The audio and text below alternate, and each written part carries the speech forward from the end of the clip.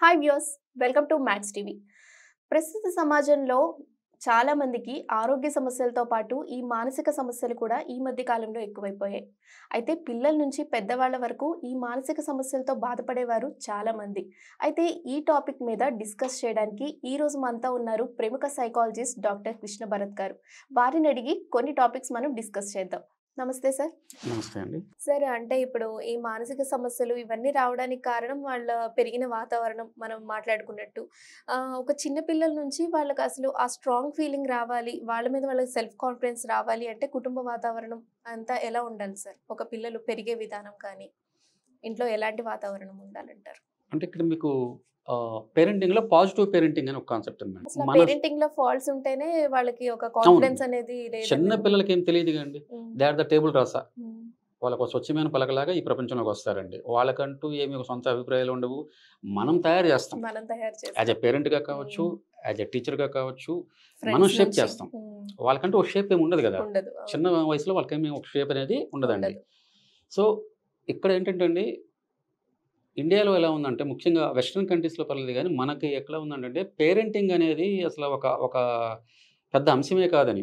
అంటే దాన్ని నేర్చుకోవాలని గానీ, అలా అసల కాన్సెప్టే లేదు మాట. సార్, నా ఒక డౌట్ ఏంటంటే స్ట్రిక్ట్‌గా పెంచాలి. కొంతమందయితే ప్రేమతో పెంచాలని అంటుంటారు. కొంతమంది పిల్లలన్నాక భయం ఉండాలి అంటుంటారు. భయపెట్టాలి అని అంటుంటారు. అసలు ఇందులో ఏది, అంటే మీరు సైకాలజిస్ట్‌గా మీరు చెప్తారు సార్ అందరికి? అంటే ఒక పేరెంట్స్ అనేవాళ్ళు స్ట్రిక్ట్‌గా భయంతో పెంచాలంటారా? లేదా ప్రేమతో పెంచాలంటారా? ఎలా అంటారు? అన్‌కండిషనల్ లవ్‌తో పెంచాలండి. అన్‌కండిషనల్ లవ్‌తో. Unconditional love.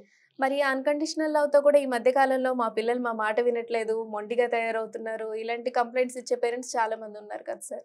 సో, మనం ఇలా ఎలా అంటారు? అంటే మీకు అన్‌కండిషనల్ లవ్ అంటే ప్రతి ఒక్కటి ఆమోదించమని కాదండి. హ్మ్. అంటే మీరిలా ఉంటేనే మిమ్మల్ని ఇష్టపడతాము. హ్మ్. సో, నువ్వు క్లాస్ ఫస్ట్ వస్తేనే నేను నిన్ను ఇష్టపడతాను.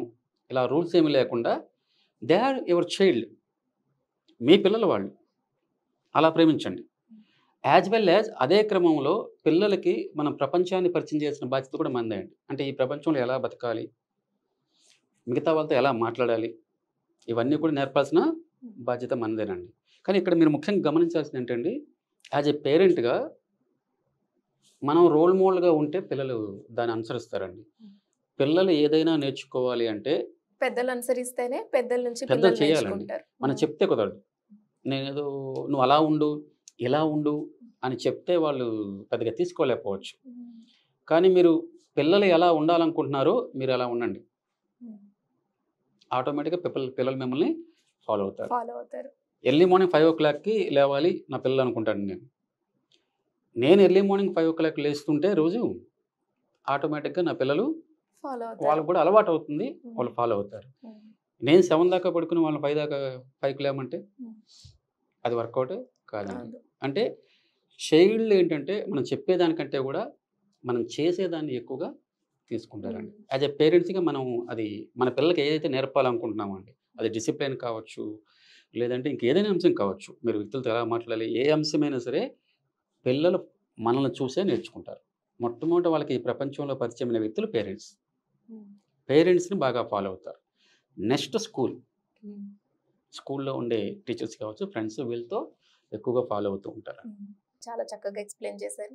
ధన్యవాదాలు సార్. Thank you madam.